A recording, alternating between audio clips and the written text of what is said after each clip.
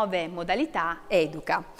Vorrei cedere la parola alla sindaca di Vittorio Veneto per i suoi saluti istituzionali, Mirella Bagliana. Buongiorno.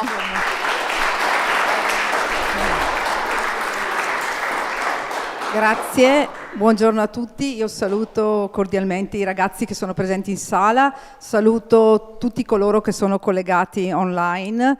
Innanzitutto esprimo i ringraziamenti per tutti coloro che hanno lavorato e hanno supportato questa quinta edizione di Educhiamoci, quindi in particolar modo il professor Scarcelli dell'Università di Padova, veramente un grazie, e grazie all'Università che ci supporta in questa quinta edizione. Dico solo che questa quinta edizione è molto ricca e il festival in città sta crescendo e questo fa sì che Vittorio Veneto si dia la possibilità, insomma, a più persone di seguire questi argomenti e le tematiche che verranno trattate. Ecco, io mi permetto anche di fare un ringraziamento alla dirigente dell'istituto secondario di primo grado da Ponte per la disponibilità che dà per usufruire appunto di questi spazi. Altra considerazione che voglio fare: ringrazio gli studenti e tutti voi, i professori, i dirigenti, per l'impegno quotidiano che mettete nella vostra attività scolastica, nelle attività sportive, nelle attività sociali in generale. Abbiamo bisogno di voi per crescere in questo mondo. E altra considerazione: il Festival Educhiamoci secondo me è un festival che abbraccia più fasce d'età, quindi non solo voi ragazzi giovani, non solo gli insegnanti, ma soprattutto anche gli adulti, e dico solo che dobbiamo educarci costantemente e per sempre. Quindi grazie, spero che gli strumenti che verranno proposti siano positivi per voi e possiate raccogliere i migliori frutti, e vi auguro una buona giornata per oggi. Grazie. Grazie sindaca. Adesso vorrei cedere la parola all'assessore Enrico Padoan, assessore ai servizi scolastici e alla cultura. Assessore, questo evento giunge alla quinta edizione, però l'emozione è sempre tanta, soprattutto nella prima giornata. Sì, buongiorno a tutti, buongiorno a tutte dalla bella Vittorio Veneto, e ringrazio Stefania Della Tomasa, ringrazio tutto il team di Palcom, e sì, certamente c'è una grande emozione nell'avviare questa quinta edizione, un'edizione a cui teniamo molto. Già è stato detto tanto in sede di presentazione con il coinvolgimento del Dipartimento FISPA dell'Università di Padova. Ringrazio anch'io personalmente il professor Scarcelli, che oggi ci darà il suo intervento. In generale ha coordinato la scelta dei relatori e delle relatrici che vedremo in questi 5 giorni. Sono giornate davvero ricche di riflessioni, di spunti, voglio dire, basati su ricerche, basati su chi ha trascorso la vita sostanzialmente ad esplorare questi temi, per cui davvero è una grandissima opportunità per Vittorio Veneto e per tutta Italia. Quindi davvero siamo contenti di mettere Vittorio Veneto al centro di questi temi. Anch'io ringrazio personalmente la dirigente scolastica dell'Istituto Comprensivo 1 di Vittorio Veneto, Rachele Ciccarelli, per l'ospitalità, perché si vede, percepiamo che da parte dell'Istituto Comprensivo, da parte di tutte le scuole di Vittorio Veneto, si crede molto in questa iniziativa, per cui davvero un percorso che siamo davvero entusiasti di portare avanti. E un ringraziamento ai docenti e agli studenti qui presenti che ci seguono. Grazie ragazzi e ragazze, lo facciamo sostanzialmente in primis per voi e per le famiglie e per la comunità educanda tutta. E poi l'ultimo ringraziamento lo faccio all'ufficio scuola, all'ufficio servizi scolastici e scuola del Comune di Vittorio Veneto, perché dietro la realizzazione di questo evento c'è un lavoro davvero quotidiano che va avanti durante tutto l'anno e che merita di essere fatto risaltare, perché questo è un lavoro che l'amministrazione riesce a portare avanti solo grazie al prezioso aiuto concreto delle persone che vi lavorano. Grazie a tutti e buon Educhiamoci 2025. Grazie assessore. Una grande emozione anche per la dirigente dell'Istituto Comprensivo Vittorio Veneto, Lorenzo da Ponte. Grazie quindi a Rachele Ciccarelli. Immagino non soltanto l'emozione ma anche la soddisfazione di ospitare un evento così prestigioso nella sua scuola. Buongiorno a tutti e a tutti, e voglio fare un ringraziamento all'amministrazione comunale che per il 5º anno consecutivo ha scelto la scuola da Ponte, la scuola che rappresento, per questo evento Educhiamoci. In particolare volevo ringraziare la sindaca e l'assessore Padoan, con i quali ci siamo interfacciati molto proprio per la buona realizzazione di questo evento. Un ringraziamento particolare anche alla Palcon che ha organizzato queste 5 giornate e all'Università di Padova.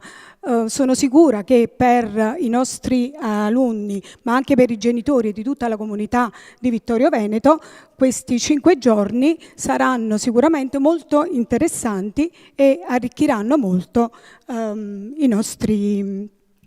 nostra comunità. Vi ringrazio tutti e buon proseguimento. Buon lavoro a tutti.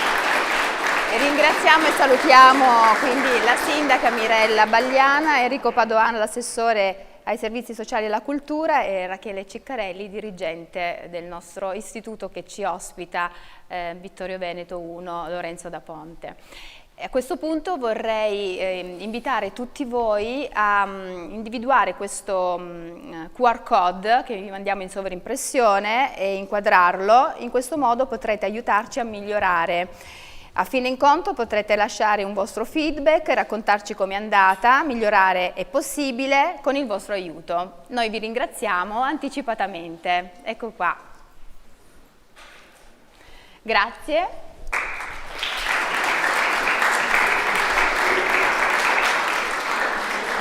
Entriamo proprio nel vivo del nostro incontro, facciamo un iperfocus e iniziamo un percorso che ci porterà a riflettere insieme il modo in cui viviamo e usiamo la tecnologia, le relazioni, come si sono trasformate nell'era digitale. E per farlo abbiamo bisogno del massimo esponente in materia, e quindi il professor Cosimo Marco Scarcelli, che è qui con noi, giunge da Padova, giunge dall'Università di Padova, e per farlo abbiamo bisogno di capire proprio dal punto di vista scientifico tutto questo cosa significa. E allora la presento. E con grande piacere chiediamo il benvenuto al professor Cosimo Marco Scarcelli, professore associato di Sociologia dei processi culturali e comunicativi presso il Dipartimento di Filosofia, Sociologia, Pedagogia e Psicologia applicata dell'Università di Padova. Nel suo lavoro accademico il professore Scarcelli si occupa di media digitali, relazioni affettive e costruzione dell'identità online, con un'attenzione particolare ai temi del genere e dell'intimità. Insegna corsi innovativi e partecipa attivamente a reti internazionali di ricerca che esplorano il rapporto tra tecnologie, emozioni e vita quotidiana. Ha condotto numerose ricerche sul mondo giovanile e sui media digitali e collabora a progetti di formazione e divulgazione per promuovere un uso critico e consapevole delle tecnologie tra ragazze e ragazzi. Il professor Scarcelli, come abbiamo già detto prima, è anche presidente del comitato scientifico insieme ai professori Graziano Cecchinato, Giovanna Miolli e Arianna Palmieri, quindi hanno selezionato i relatori che si succederanno nell'arco delle 5 giornate, e contribuendo quindi in modo decisivo alla qualità e soprattutto alla coerenza del programma che stiamo vivendo. Professore, con piacere le cedo la parola. Grazie. Intanto buongiorno a tutti e a tutte, benvenute e benvenuti. Allora, io faccio un primo disclaimer, nel senso che questa presentazione durerà circa un'oretta, ma vi chiedo un supporto, nel senso che vorrei che riuscissimo a parlare assieme di questi temi. Quindi ho tante cose che possiamo esplorare, però l'importante è che appunto vediamo cose che possono essere interessanti per voi. Ci state? Va bene? Ok. Allora, di cosa parliamo assieme oggi? Parliamo di intelligenza artificiale. Vi dice qualcosa questa parola? Sì, che cosa? Ci sono esperienze, ci sono piattaforme, giochi, qualcosa dove vedete? L'avete provata? Sì? Tipo dove? ChatGPT è una piattaforma, no? Basata proprio sull'intelligenza artificiale. iPad? Copilot, un'altra piattaforma, giusto? Giustissimo. Gemini, quindi tutte piattaforme che lavorano proprio con questo tipo, no, di tecnologia. Non ho sentito? Aya, ok. E vi faccio una domanda. Su Instagram, per esempio, c'è l'intelligenza artificiale? Sì. E cosa fa? Ti consiglia dei post nuovi o dei posti nuovi, ok? Ti dà dei contenuti, giusto? Ok. Ah, ok, già qua c'è già un primo elemento, no? Il vostro compagno dice in base a quello che ho guardato, quindi in qualche modo impara da me qualcosa per poi farmi delle proposte. Esatto? Ok. E Spotify lo utilizzate? Sì? Lì c'è l'intelligenza artificiale? Sì o no? Qua c'è un po' meno... Sì o no? Chi dice no? Chi dice no? Chi dice sì? Sì? Ok? Lei dice sì. E cosa fa l'intelligenza artificiale su Spotify? Ti consiglia nuove canzoni. In base a cosa? Quello che ascolto, quello che faccio, no? I miei preferiti, e mi dà delle canzoni nuove che potrebbero piacermi. Ci piacciono sempre le canzoni che ci propone? Sì e no, dipende, no? A volte ci azzecca, a volte un po' meno. Ok. Allora, quindi abbiamo capito che, insomma, l'intelligenza artificiale è un po' dappertutto ormai, anche quando cerchiamo qualcosa su Google, non mi è mai capitato, la prima parte è una cosa abbastanza nuova, no? Fino a qualche tempo fa non c'era quella prima parte dove ci facciamo un po' un riassunto, no? È quasi come se ci dicesse, aspetta, guardo io in tutti i contenuti della rete e ti dico un po' cosa trovo. Quindi abbiamo questa tecnologia un po' dappertutto. Io le slide le vedo? Domanda, che faccio la parte... Sì, ok, perché io non vedo le mie slide, quindi volevo capire un attimo dove sono. Ok, super, eccoci qua. Quindi ce l'abbiamo un po' ovunque. Abbiamo magari qualche cosa tipo Alexa a casa, Google Assistant, abbiamo una serie di tecnologie che al loro interno contengono questa fantomatica intelligenza artificiale. Ma c'è un piccolo problema. Che cos'è questa? Una scatola di che colore? Nera. Sembra Alexa, è vero, un po', no? E perché la scatola nera è una cosa che utilizziamo per spiegare, no, quando nella nostra società noi facciamo delle cose ma non sappiamo benissimo come funzionano. Noi avete detto, noi usiamo Instagram, usiamo Spotify, usiamo delle piattaforme che ci suggeriscono qualcosa, ma noi sappiamo esattamente come funziona quel suggerimento? No, avete parlato di ChatGPT, di Gemini, eccetera, eccetera. No, noi mettiamo un prompt, si dice, giusto? Scrivo una domanda, un prompt, lui funziona, in pochi secondi ci dà una risposta. Ma noi sappiamo cosa c'è dietro? No. Questa è un po' diciamo così, la spiegazione della società contemporanea, no? Che viene chiamata Black Box Society, cioè la società della scatola nera, no? In cui noi spesso mettiamo dei contenuti, c'è un'elaborazione, ci danno dei risultati, ma noi non sappiamo esattamente cosa sta succedendo là dentro. Ci sono degli algoritmi, se dico algoritmo vi dice qualcosa? Sì, no? Un processo che decide cosa mostrarmi, in che modo mostrarmelo, no? Allora, queste scatole nere però possono creare dei problemi, cioè se noi non sappiamo come funziona qualcosa, è più facile o più difficile essere ingannati o ingannate? Più facile, no? Se io non so, io vado per esempio, facciamo un paragone con una cosa un po' più vecchia, no? Vado in una libreria, in una biblioteca, chiedo un libro. Se il bibliotecario mi porta delle cose, senza spiegarmi perché mi ha portato quelle cose, potrebbe darmi dei libri che mi dicono cose anche sbagliate, giusto? O mi possono dire cose solo che guardano solo da una certa prospettiva quel tema, esatto? Se ho un bibliotecario più bravo, invece un bibliotecario più bravo mi porta tante cose diverse e mi aiuta a selezionare, a capire. Se io so come funziona la biblioteca, so anche come funziona questa selezione. Che per esempio nella mia biblioteca, nella mia città, non ci sono tutti i libri del mondo, giusto? Nella biblioteca ci sono dei libri selezionati. Ok? Allora, la società cosiddetta della black box, della scatola nera, dobbiamo un pochino capirla. Dovremmo cosa fare? Per capire cosa c'è dentro la scatola nera, cosa dobbiamo fare? aprirla. Allora, quello che facciamo oggi insieme è provare un po' ad aprire questa scatola nera, a capire un po' cosa c'è dentro, in modo da essere più consapevoli delle cose che accadono quando usiamo le tecnologie digitali e le AI. O IA, dipende, intelligenza artificiale o artificial intelligence. Ok? Va bene? Questo è un po' l'obiettivo che abbiamo questa mattina. Allora, che cos'è l'intelligenza artificiale? Proviamo a partire prima da voi.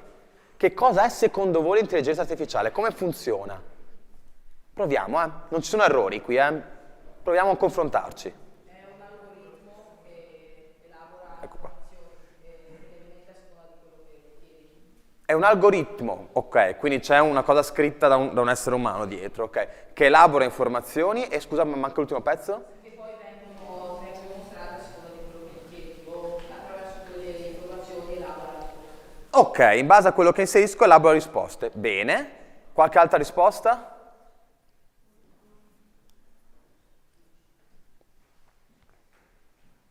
Allora, le AI è un insieme di tecnologie. Allora, già noi, prima cosa, quando apriamo la scatola nera non troviamo solo un elemento là dentro, ne troviamo tantissimi. Quindi l'intelligenza artificiale è un insieme di tecnologie, tante cose insieme, e anche per quello è complicato capirlo, è complicato anche utilizzarlo certe volte, no? Che cosa fa? Permette a delle macchine, no? I computer per esempio, di svolgere dei compiti. Perché la macchina in sé, il computer in sé, senza l'algoritmo che diceva il vostro compagno, non può funzionare. Esatto? È quello che fa funzionare l'algoritmo. Allora, cosa fa l'intelligenza artificiale? Capisce i linguaggi? Riconosce le immagini? Sì? Esegue quello che dici. A volte prende anche delle decisioni. No, noi la vediamo magari, arriviamo nel piccolo e diciamo, allora, ChatGPT, aiutami a scrivere questo tema di italiano. Giusto? A volte capita. E ChatGPT ce lo fa. E noi, che fantastico, in 5 minuti adesso posso andare a fare altro. Adesso vediamo come fa. Prego. A volte provo a capire cosa pensiamo. In che modo? Facendoci delle domande. Allora, Senza sapere che ci fa delle domande sottointese. delle domande sottili. Cioè, alla fine questa tecnologia non è, si direbbe inerte, cioè non è ferma lì, no? Cioè non è come, parliamo di musica, lo so, a casa lo stereo, no? Mi metto la musica, schiaccio il pulsante e va. Però si interagisce nel senso che mi fa sentire la musica, ma non mi dice, no? Non mi dice vuoi andare avanti, vuoi andare indietro, vuoi ascoltare qualcos'altro. Mentre quello che mi dite voi è, questa tecnologia com'è interagisce. E quindi c'è uno scambio. E questa cosa la vedremo verso la fine di questo incontro, dove parleremo anche di relazioni, no? Quindi anche non solo di uso della tecnologia per fare delle cose, ma anche per le relazioni. Quindi questa è una cosa molto interessante, grazie per averla detta. Allora, le tecnologie che creano le AI, o l'IA, si basano su una grandissima quantità di dati. Questa è un'altra cosa, no? Un essere umano potrebbe fare più o meno le stesse cose, avendo consapevolezza di alcune cose, però ci vuole tanto tempo, no? Cioè, per esempio, se voi chiedete di riassumervi a qualcosa all'intelligenza artificiale, in pochi secondi vi dà una facciata, una pagina, mezza paginetta, quello che volete, di contenuti, giusto? Se voi lo chiedete a una persona umana, deve leggere le cose, no? Dice ChatGPT, riassumimi questo libro, un secondo è fatto, no? Dai a me un libro nuovo di zecca, dice riassumimelo, ok, quando? Adesso, no, non ce la faccio. Ho bisogno di leggerlo prima, giusto? Devo leggerlo, quindi tutti quei dati devo immagazzinarli, pensare e produrre. Allora, tutto questo è velocizzato all'ennesima potenza con l'intelligenza artificiale. Questi sono alcune degli esempi di come viene utilizzata. No, allora, viene utilizzata in tantissime cose, avete detto anche voi. Magari a casa avete un aspirapolvere automatica, no? O che ha l'intelligenza artificiale perché mappa la casa e sa dove andare a pulire, per esempio. No? Oppure nello shopping, quando compriamo qualcosa online, chi è che ci propone delle cose? Avete mai fatto un acquisto online con i vostri genitori magari? No? Faccio l'acquisto e poi mi dice, non ti interessa anche questo? Ma hai comprato questa cosa? Non ti piacerebbe abbinarci questo paio di pantaloni? Dice, ma cosa vuoi da me? No? Interagisce, mi propone delle cose e come lo fa? Attraverso l'intelligenza artificiale. Ma a parte gli scopi commerciali che abbiamo appena descritto, ci sono tanti anche scopi legati per esempio alla medicina. quindi supportano a volte il lavoro medico nell'individuare delle malattie, per esempio. Oppure vengono usate a livello agricolo per calcolare bene, no? Se usare o non usare i pesticidi, quanta acqua dare, quindi ci sono una serie di attività che l'intelligenza artificiale fa al posto dell'essere umano. E uno dice, ma perché deve fare l'intelligenza artificiale? Come dicevo prima, perché, arrivo subito, perché l'intelligenza artificiale fa calcoli molto più veloci, no? E quindi anche ci sembra, dopo vediamo cosa dico, ci sembra più precisi. Cosa volevi dire? No, che l'intelligenza artificiale ci aiuta in attività che facciamo quotidianamente e ce li agevola. Esatto, ci agevola, ci aiuta, no? Allora, però vi dico una cosa, ogni volta che le tecnologie ci aiutano, ci danno qualcosa e ci tolgono qualcos'altro, no? È sempre uno scambio. Che dobbiamo essere noi a capire se ci conviene, se vogliamo farlo in quel momento o no. Quindi non sto dicendo sbagliato non utilizzarla, no, sto dicendo che dobbiamo sempre essere consapevoli di quello che facciamo e guardiamo. Allora, abbiamo detto quindi una società Black Box Society, l'intelligenza artificiale che viene usata in molte cose, ma tecnicamente, se dovessi spiegare a qualcuno, no? A mio nonno per esempio, no? Mio nonno mi dice, ho visto queste cose sull'intelligenza artificiale, ma che cavolo vuol dire? No? Come glielo spiego in poche parole? Come funziona? Io ok, ho capito che inserisco delle cose, questa macchina lavora e poi mi dà un risultato. Ma questo lavoro che c'è dentro, come funziona? Lo sapete? Abbiamo già detto una parola prima, algoritmo, per esempio. Questa è una parola. Ci sono altri modi. Come funzionano questi algoritmi? Perché io vi dico, quando ero un pochino più grande di voi, qualche anno più di voi, ho fatto una scuola per diventare programmatore. Poi ho cambiato, ho fatto sociologia, ho fatto tante altre cose, ma in quella scuola io programmavo e scrivevo gli algoritmi. L'algoritmo era, ti do un input come essere umano, tu prendi una decisione, quella decisione crea un output.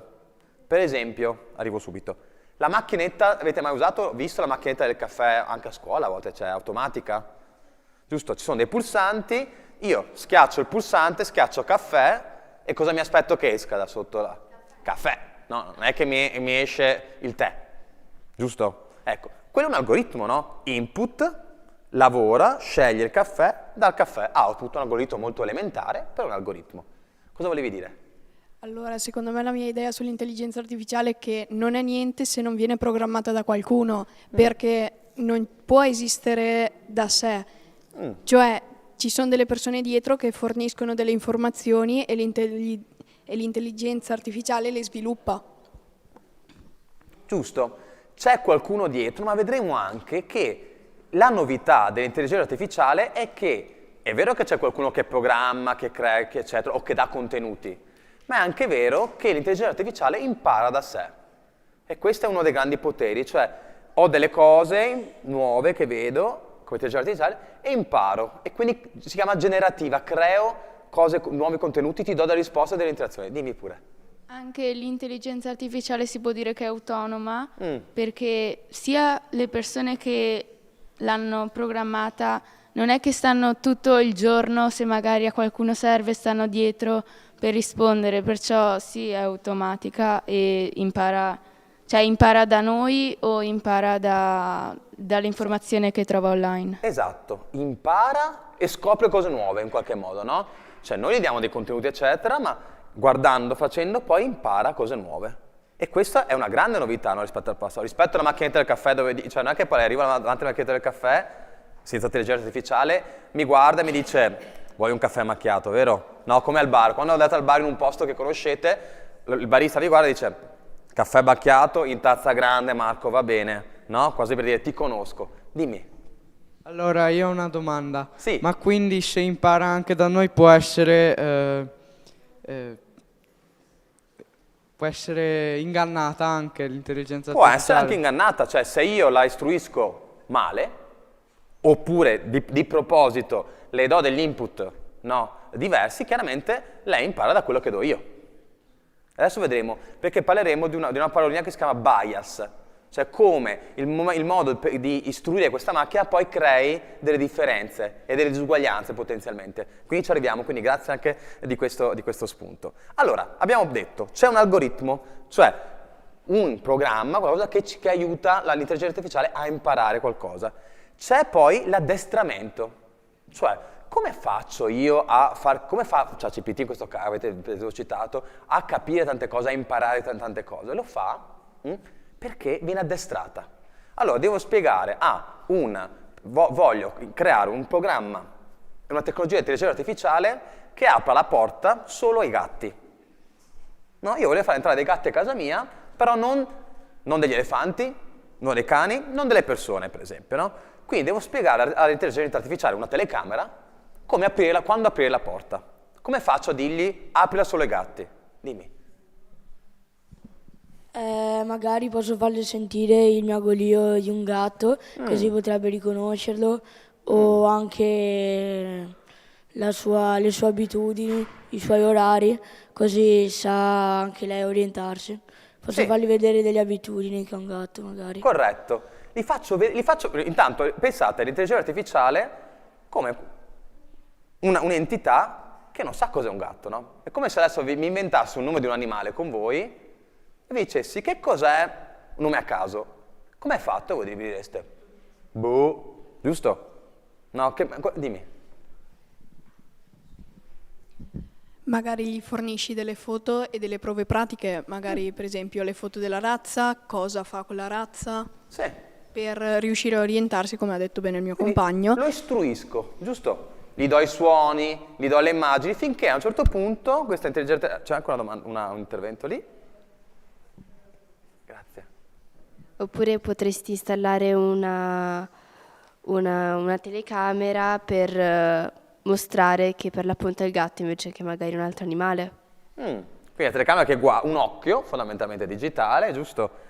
Che devo istruire quest'occhio a riconoscere, quindi gli do contenuti in modo che tante milioni di foto di gatti, tutti i tipi, rossi, tigrati, più grandi, più piccoli, tutte le razze, finché quella telecamera riconosce tutti i gatti. Quindi qualsiasi gatto arriva, ma arriva un cagnolino e la porta non si apre. Ok, quindi lo istruisco.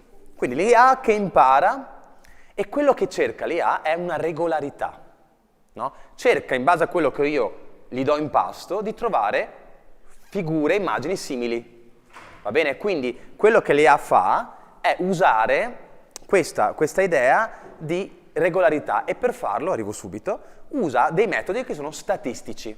Quindi quello che c'è dentro quella scatola nera, intanto, fondamentalmente, non è una persona che pensa in base a livello emotivo, eccetera, cerca dei modelli che già ha acquisito per restituirti poi una risposta che si basa su quei modelli.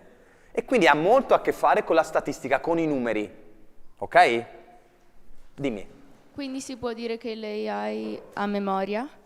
L'AI ha memoria, impara, no? In base a quello che lei legge, vede, ma non è che l'AI si sveglia la mattina dal letto e apre i libri dei gatti, no? Gli diamo noi qualcosa, ok?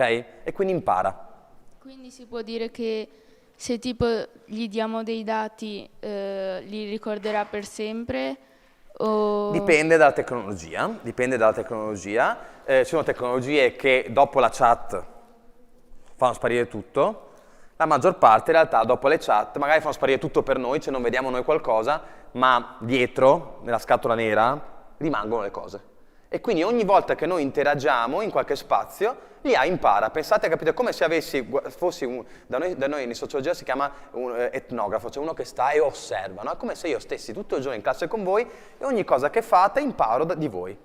Vuol dire che in 2 o 3 giorni quante cose posso sapere di voi? Parecchie, no? Cioè tante informazioni. Dimmi.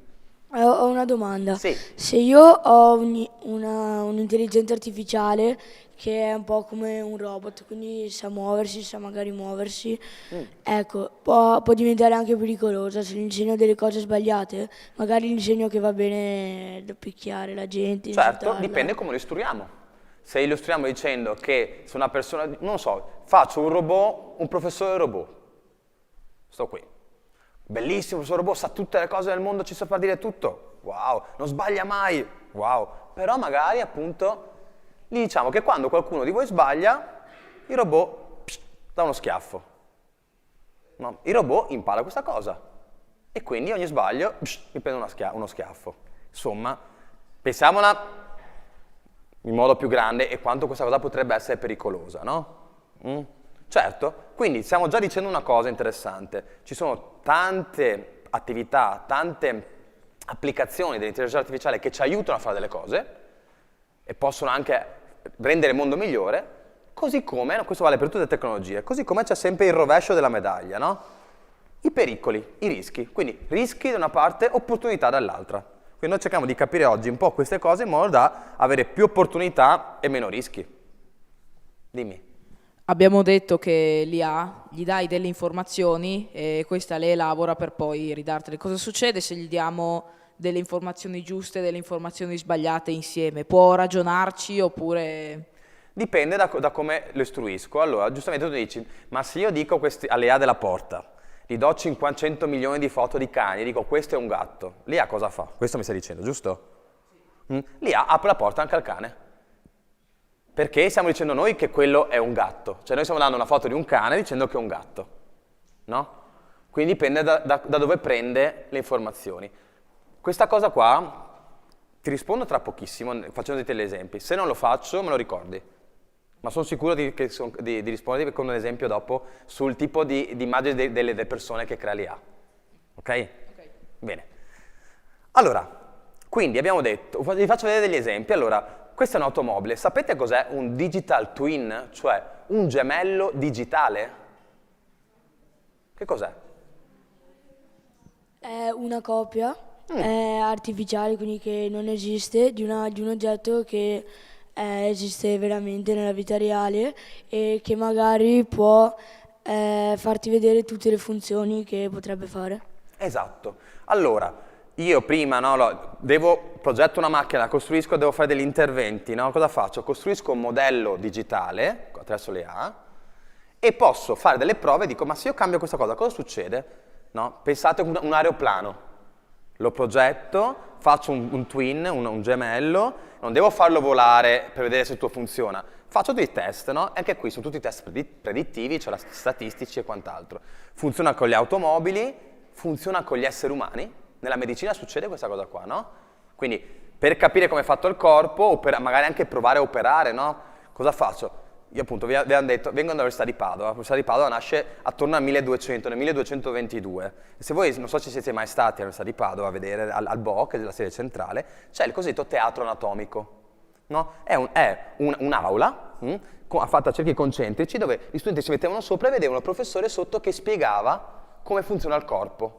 No? Anche sezionando, quindi come faccio a capire cosa c'è dentro? Apro il corpo di una persona defunta chiaramente. Devo aprire, devo fare... Con Digital Twin, pensate, io posso replicare il corpo di una persona e non devo più aprire corpi, eccetera, ma posso lavorarci dentro. Anche quando imparano magari i medici a fare degli interventi, lo imparano anche così, no? Così posso farlo, quindi faccio il Digital Twin del corpo. Ma pensate che nel marketing, per esempio, no? Nel marketing, nelle attività per appunto vendere le cose, ci sono digital twin anche delle persone umane. Cosa vuol dire? Vuol dire che vi faccio tantissimissime domande, voi mi rispondete e a un certo punto non intervisto più voi, intervisto il vostro gemello digitale, no? Che fondamentalmente dirà cose molto simili alle vostre. Quindi a me non serve più parlare con voi, basta, non mi serve più. Parlo col tuo gemello digitale. E immagino quali possono essere, per esempio, gli interessi di vestiti, no? Dei ragazzi delle scuole medie di Vittorio Veneto. Per dire, io guardando prima, quando siete entrati, ho pensato, se vendo delle felpe scure o nere, vanno più, no? Per la maggiore, vedendo un po' i colori che avete qui, no? Magari cosa facciamo noi sociologi, per esempio? Intervistiamo le persone per capire cosa fanno tutti i giorni. Cosa fai, perché ti piace, come lo fai, cosa provi, no? Ecco, se io raccolgo tutte queste informazioni posso creare un twin, un gemello vostro che mi dà informazioni su di voi. Dimmi. Ma se tipo cambiamo, il gemello deve essere riprogrammato, non è che cambia con noi? Ottima osservazione.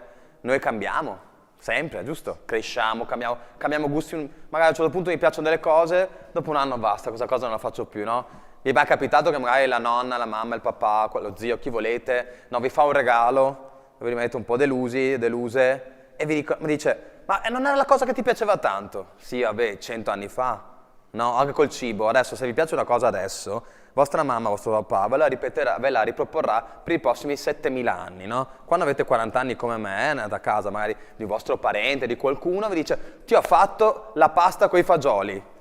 Ah, ma ti piaceva così tanto? Sì, vabbè, avevo 15 anni, no? Era un momento diverso, i gusti sono cambiati, ok? Quindi sì, se lo cambiamo il gemello continua a mantenere... Allora, diciamo così, che se è fatto molto bene, in forma predittiva, potrebbe anche assomigliare molto anche al cambiamento. Dipende come è fatto, con che informazioni viene nutrito, o se viene poi aggiornato continuamente. Dimmi. No, ritornando sempre al discorso di prima, Sì. quando io programmo un'intelligenza artificiale, dopo io posso cambiarla? Cioè, se io gli insegno che dare i pugni alle persone fa bene, però dopo mi accorgo che gli ho dato un insegnamento sbagliato, posso riprogrammarlo dicendogli, inculcandogli nella testa che non va fatto? Sì, lo posso fare, però pensate una cosa, che noi stiamo pensando adesso a un'intelligenza artificiale programmata da qualcuno che gli dà delle informazioni. Molte volte queste tecnologie si nutrono di informazioni molto più ampie, quelle che troviamo in rete per esempio, in internet, no? Nei social, nelle ricerche già fatte o nei quadri, le foto già esistenti, ok? Quindi sì, quelle è più difficile cambiarle, perché se tu hai qualcuno davanti che ti dice devi fare così, così, così, e ti dà un algoritmo specifico, no, lo regoli. Ma se l'intelligenza artificiale, leggendo i documenti mondiali, vede che la violenza è il modo, secondo alcuni, più utile per risolvere i conflitti, no? L'intelligenza artificiale rimarrà lì. Quindi vuol dire che parte un po', adesso lo vediamo appunto questi bias, parte un po' dalla situazione che già esiste. Ti ho risposto? Super. Allora, uno degli esempi che forse conosciamo di più è quello delle immagini. Avete mai visto un'immagine creata dall'intelligenza artificiale? Sì? Come sono fatte?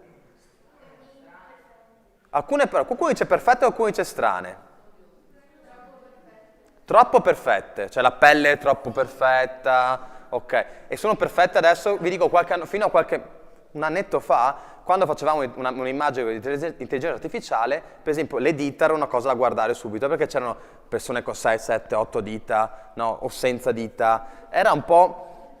la mano era un po' una cosa complicata, adesso non l'ho sistemata. A volte con 3 mani, no? Cose... Perché le persone si fidano dell'intelligenza artificiale chiedendogli idee e domande al posto che cercarle sui libri? Questa è la domanda che mi poni? È una domanda da 1 milione di euro. La posso tenere nel cassetto e ti do risposta alla fine, vediamo se ci arrivo spiegandovi queste cose, perché è un po' l'idea che vorrei darvi, cioè perché ci fidiamo di questa cosa. Quindi come col tuo compagno, se poi a un certo punto mi puoi dire Marco, stai scappando dalla mia domanda e ti rispondo, ok? Però è una domanda molto importante. Collegandomi alla domanda di prima, quindi Sì. l'intelligenza artificiale, se tu gli insegni una cosa, però da qualche altra parte trova che quella cosa è sbagliata, può cambiare autonomamente? Dipende dove va a prendere i dati, certo. Dipende in che modo la nutro. Allora, guardiamo appunto, una delle prime applicazioni fatte è quella delle foto. Vi ricordate queste foto? Hanno girato tantissimo nel web, hanno preso una persona famosa in quel momento, il Papa, e hanno fatto fare cose che il Papa... Mica andava in skate in giro per Roma al tempo il Papa, no? Oppure l'hanno vestito spesso con questi piumini bianchi, arancioni, le collane, un po' rapper, no? Ecco. Quindi, però, se io guardo queste foto, posso dire che è falsa? È fatta dall'intelligenza artificiale? Sì, secondo voi. Perché? Ditemi come faccio. Come faccio a riconoscerla? Dimmi. Intanto perché tu conosci le abitudini che potrebbe avere il Papa e sai che non si vestirebbe in un certo modo e non farebbe certe azioni. E dopo anche perché non sono figure realistiche, sono figure che si vede che sono fatte da un'intelligenza artificiale. Però riguardiamo un attimo la foto. Fate vedere, qui si vede così tanto, per me non così tanto, cioè non si vede proprio tantissimissimo, Cioè dipende, in effetti dipende, ci sono alcune foto che si vede lontano 1000 chilometri, vero? Proprio perché è tutto perfetto, no? E perché l'intelligenza artificiale rende tutto perfetto? Perché l'idea è che nell'immagine bisogna essere perfetti, la perfezione, no? Non ci sono difetti, Questa cosa non è nata oggi. Tutte le pubblicità che abbiamo visto prima, no? Anche prima dell'intelligenza artificiale, pensate ai corpi di uomini e donne che vengono spesso ritoccati, no? Non puoi avere, se io mi metto in costume, ho qui un po', no, di ciccetta che esce. Questa è normale, è da persone umane, ma se dovessi fare il modello in un giornale, no, di moda, sicuramente me la ritoccherebbero, no? Perché l'idea è che il corpo deve essere perfetto. Che perfetto poi cosa vuol dire? Boh. L'intelligenza artificiale allora si nutre di quelle foto e ci crea corpi perfetti. 2 mani alzate addirittura. Vai, dimmi. Poi anche secondo me si nota che l'intelligenza artificiale, perché tipo le immagini danno l'idea un po' da plastica, cioè i colori fanno un po' plastica. Colori un po' plastici, è vero, è vero.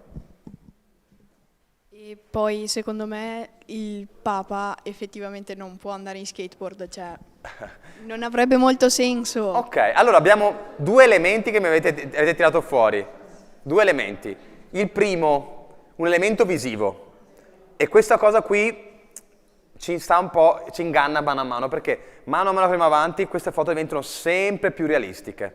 Quindi diventerà sempre più complicato riconoscere a occhio nudo questa cosa, no? Infatti, vi dicevo prima, tempo fa vedevamo una foto fatta con intelligenza artificiale, io seduto così e mi spuntava un altro braccio qui.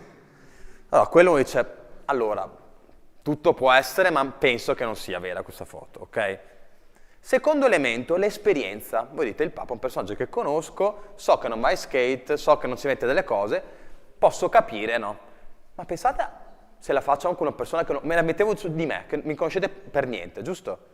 E mettevo una foto di me che faccio i salti mortali, no? Voi potete sapere se sono io, no? Potete dire, mi posso fidare un po' poco, non mi sembri uno che... Però, giusto, quindi l'esperienza è importante, più conosco quell'individuo o quell'attività, meno è facile ingannarmi. A che scopo l'hanno inventata l'intelligenza artificiale? A che scopo? Wow, tu mi fai tutte le domande importantissime. Allora, è stata, grazie intanto, è stata inventata di base per supportare l'attività umana, per semplificarla. Un po' come tutte le tecnologie. Tecnologie, adesso noi pensiamo allo smartphone, eccetera, ma la tecnologia è anche la ruota. Quando è stata inventata la ruota, è stata inventata per aiutarci, no, a trasportare le cose in modo più facile.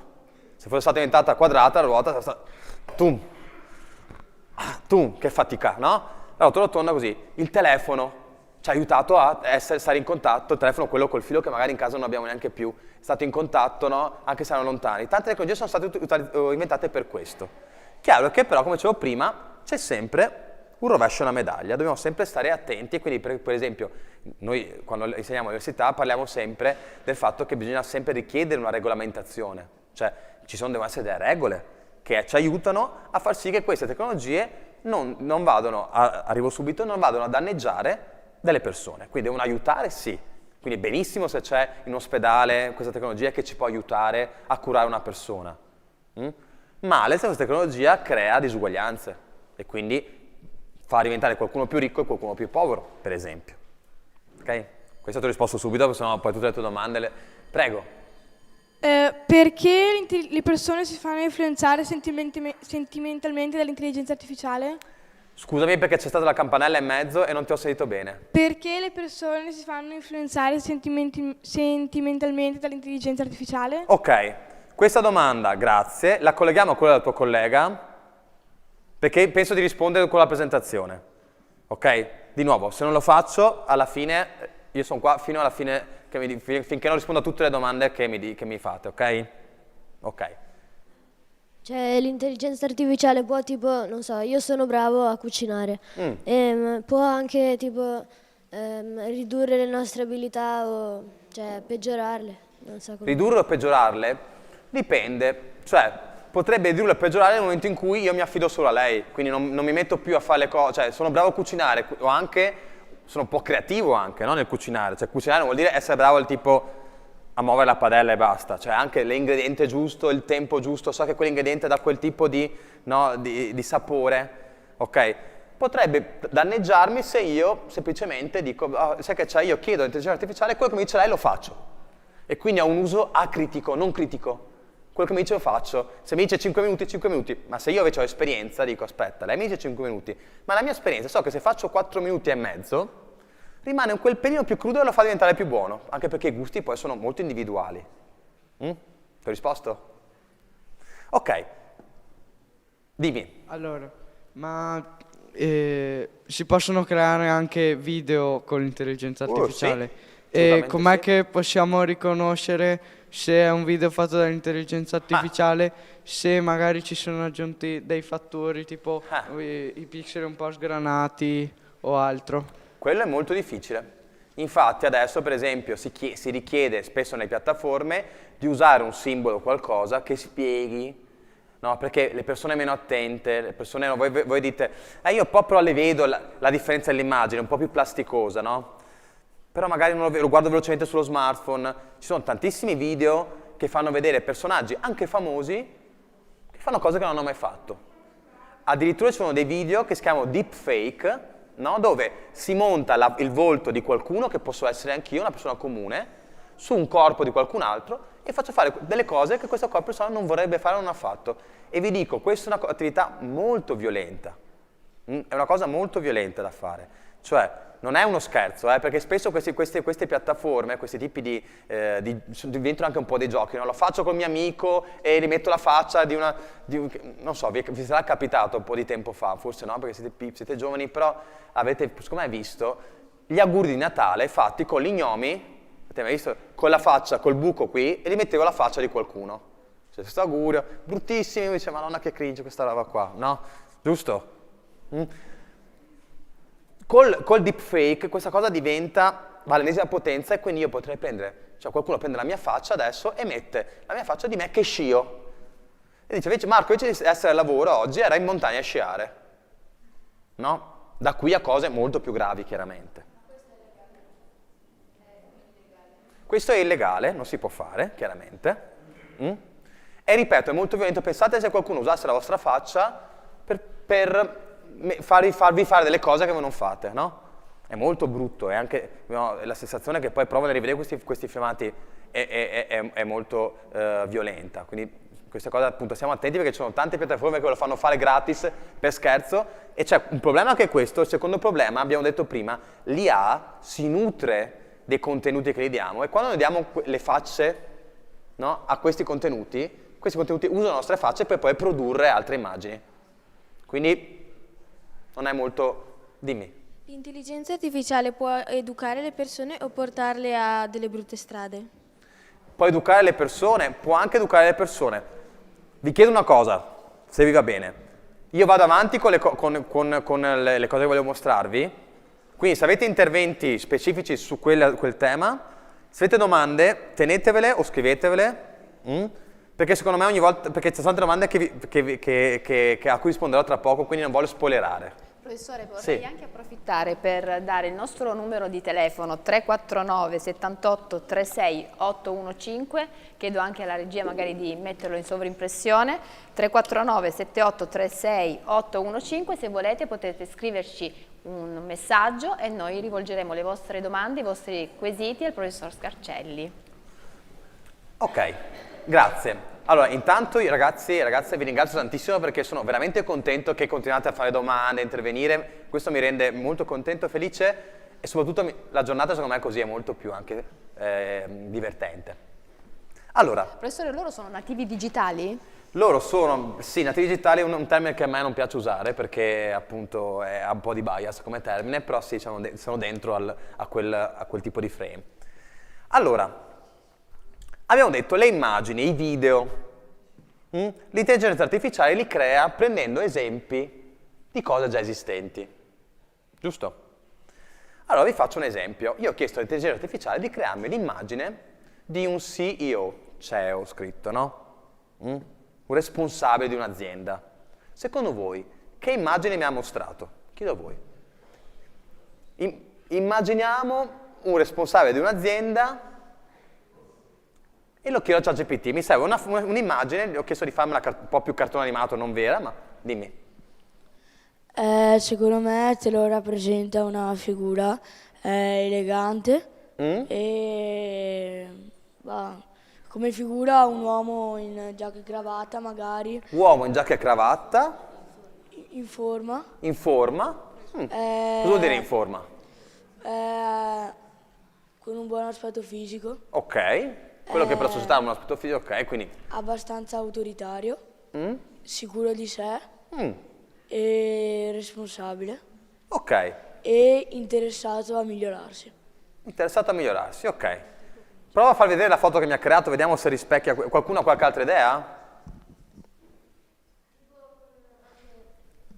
Può avere anche, non so, i vestiti o i capelli alla moda, perché... Vestito alla moda? Sì, perché... Ok.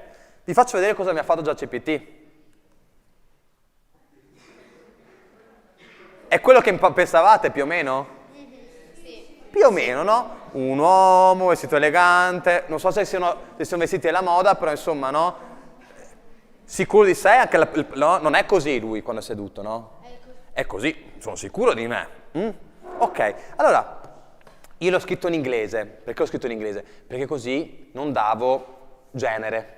Non dicevo fammi una responsabile, un responsabile. Con l'inglese è un po' più facile, no? Perché volevo capire un po' cosa mi faceva vedere. Però vedete, anche qua, sono due figure, due uomini. Quindi vuol dire che è un po' lo stereotipo che abbiamo in testa, che il responsabile è un uomo, che si veste in modo elegante, eccetera, eccetera. ChatGPT, in effetti, e io guardate il prompt, che è quello, create a picture of a CEO. Non c'è scritto crea l'immagine di un uomo bianco, seduto, con le spalle così, con la giacca e con lo sfondo, no? Questo è un uomo bianco, in forma, come dice il vostro compagno, no? Con un corpo di un certo tipo, non l'ha fatto né magrissimo né né meno magro, l'ha fatto con un'altezza così ad occhio, sarà 1,80 m, eccetera. Quindi è un certo tipo di corpo, giusto? Allora poi gli ho detto, ChatGPT, fammi un ingegnere. Ecco qua, l'ingegnere che ha fatto ChatGPT. Anche qua in italiano un ingegnere ovviamente ha una piega di genere, ma noi che facciamo in inglese avrei potuto dire fammi le foto di una persona che fa l'ingegnere. Cosa vedete qua? Che tipo di immagine ci ha creato ChatGPT? In questo caso era da lì in realtà. Un uomo sempre bianco che dà per scontato che lavora. Ok, sta lavorando, è bianco, è un uomo. Il corpo com'è quindi quest'uomo? Anche lui magro, in forma, no? Neanche tanto robusto. Com'è? Non è tanto robusto, non è muscoloso, però comunque no, ha un certo aspetto. E cosa sta progettando questo uomo? Edifici, macchinari, non si capisce bene perché chiaramente è un disegno un po' così, però l'idea è quella di edifici, macchinari. Allora, io posso chiedere a ChatGPT, o a Dalì in questo caso, di farmi, io sono stanco, avete detto voi, io posso dire, voglio qualcosa di diverso. Cioè basta, ogni volta che ti chiedo, mi mostri un uomo fatto così, gli posso dire, fammi una donna? Posso chiederglielo, posso scriverlo? Sì. Io l'ho fatto. E questo è il risultato. Cosa vedete? Che differenza c'è da quella di prima a quella di adesso? E soprattutto che tipo di donna ingegnera mi ha fatto questo ChatGPT? Sullo schermo dove lavora si vede che costruisce, nella seconda immagine a destra, si vede che costruisce tipo un robot donna lavoratrice, in pratica se stessa. Intanto progetta se stessa una donna, entrambi progettano robot, quindi qualcosa che si avvicina all'umano, giusto? No, l'altro era macchine, edifici, questo umanoidi. Vai. Io ho anche notato un'altra cosa, che nell'immagine di sinistra è una donna più ingegnere, quindi più... cioè che nell'immagine di sinistra vedo una donna più lavoratrice, nell'immagine di destra più un capo, un manager, anche dai vestiti. Ok, quindi tu dici, in quella di sinistra c'è un po' più la pettorina, mi fa immaginare più un ingegnere, no? Quella di destra un po' meno perché c'è il gilet, va bene? Più sicurezza, queste due sono sempre comunque... Sicurezza nel senso, entrambi portano il casco, una porta il giappone Ok, più sicurezza nel senso sicurezza, ok, sì, grazie, giusto? Secondo me l'immagine di sinistra è molto più dettagliata e realistica, per esempio ci sono alcuni dettagli rispetto all'immagine di destra come i pali che sono un po' più dettagliati rispetto a quelli di sinistra. Certo, Sì. anche diciamo, a livello di Sì, immagine di sono dettagli diversi, perfetto. Questa donna com'è fatta? Com'è fatta di corpo? Anche lei è bianca? Giusto? Ma non ci sono mica solo persone bianche nel mondo. Vai. No, che quello che vedo anche sulle figure che ha generato uomo e donna, io ho notato che fa vedere delle immagini ideali, diciamo, che in base alle ricerche che puoi fare anche su internet possono condurre a una vita che conducono sana e giusta, equilibrata, consigliata. Anche un po' dal lavoro, da comunque il corpo che non è troppo, è giusto. Ecco. Sì, è giusto o meglio, è quello che nell'immaginario comune è visto come giusto, ma in realtà se noi adesso ci alzassimo tutti in piedi qua, no? I nostri corpi sono molto diversi. Mi viene a dire, per fortuna, se no che noia andare in classe tutti uguali, fatti uguali, vestiti uguali, sarebbe una noia mortale, no? Invece per fortuna siamo tutti diversi. No? Quindi questi corpi qua rispecchiano fino a un certo punto la realtà, no? Perché sono corpi che però vengono da un certo immaginario che adesso vi spiego. Io la prossima slide la salto, lo dico alla regia, e così vado qua. Ok, quindi prendiamo un po' le cose che abbiamo detto all'inizio e prendiamo un pochino questi esempi delle foto, delle immagini. Abbiamo detto, così iniziamo a rispondere anche un pochino alle domande che mi avete fatto. Abbiamo anche delle domande, sono arrivate già su WhatsApp. Wow! Allora bevo perché devo caricarmi un po' per rispondere a tutte le domande. Allora, le immagini generate dall'intelligenza artificiale, abbiamo visto, non sono immagini neutre. Si dice hanno dei bias, degli errori, come posso dire, non sono immagini equilibrate, ok? E cosa vuol dire che hanno questi bias? Allora, e perché hanno dei bias? Perché vengono create proprio in quel modo? Cioè perché io ho fatto delle domande a ChatGPT o a Dalì e Dalì mi ha mostrato proprio quell'ingegnere, quel tipo di ragazza, quel tipo di ragazzo, eccetera. Perché secondo voi, in base a quello che abbiamo detto? Perché è quello che in generale chiedono un po' tutti. E quindi lei cerca su quello che dice, visto che non ha tante informazioni, di darti le informazioni più richieste. Informazioni più richieste. Che potrebbe accontentarti. Ma ricordiamoci, l'intelligenza artificiale viene prima nutrita, addestrata, abbiamo detto. Potrebbe essere forse perché gli hanno dato delle informazioni apposta per generare un'immagine del genere. Ok, bravo, gli hanno dato le informazioni, ok, ma non tanto apposta, perché qui che l'intelligenza artificiale ha il vero potere, non è tanto che io l'ho programmata, io ho detto adesso ti do 100.000 immagini di donne bianche magre, 100.000 immagini di uomini bianchi magri, punto. In realtà queste tecnologie si nutrono, vengono addestrate, si addestrano con i contenuti che trovano nel web. E quello che c'è nel web, in internet, per dirlo, è ricco e pieno, anzi meglio, di stereotipi. Vuol dire che, quando abbiamo pensato anche prima noi, no? Pensa a un ingegnere, mi viene in mente l'uomo, no? Pensa a un medico, anche lì un chirurgo, mi viene in mente l'uomo, che se dicessi invece infermiera, ci verrebbe più facilmente in mente una donna. No? Adesso ripeto, con l'italiano è un po' più complicato perché già nel dire c'è una declinazione, no? Però se dicessi qualcuno che lavora nel reparto infermieristico, no? Facessimo un laboratorio insieme, dicessi ragazzi adesso disegniamo, no? Una persona che lavora nel reparto di cardiologia, come qualcuno che è nel reparto più come dal lato infermieristico e qualcuno più lato medico. Sicuramente avremmo probabilmente, no? Perché noi lavoriamo, viviamo, comunichiamo attraverso degli stereotipi. no? La nostra mente, per semplificare la realtà, usa dei modelli.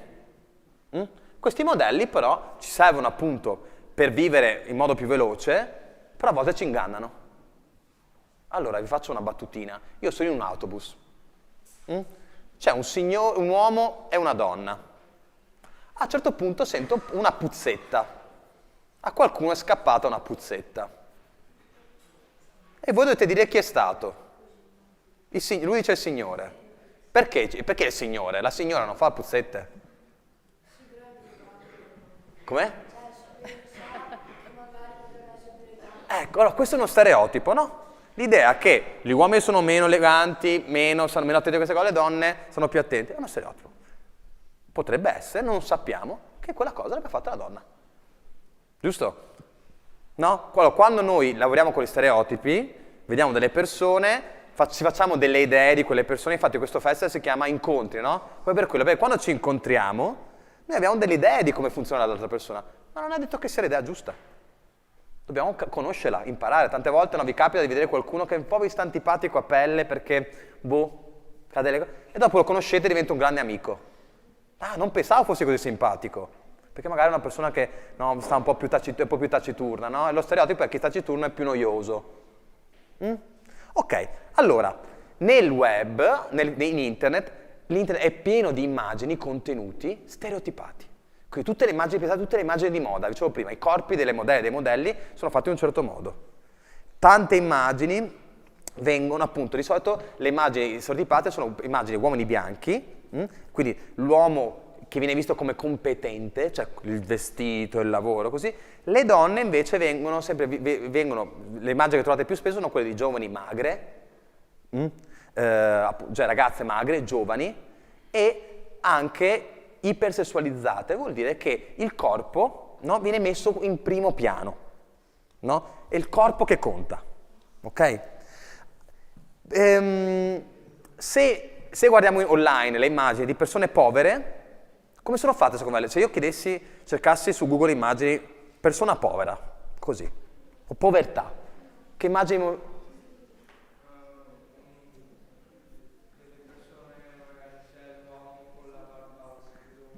barba lunga.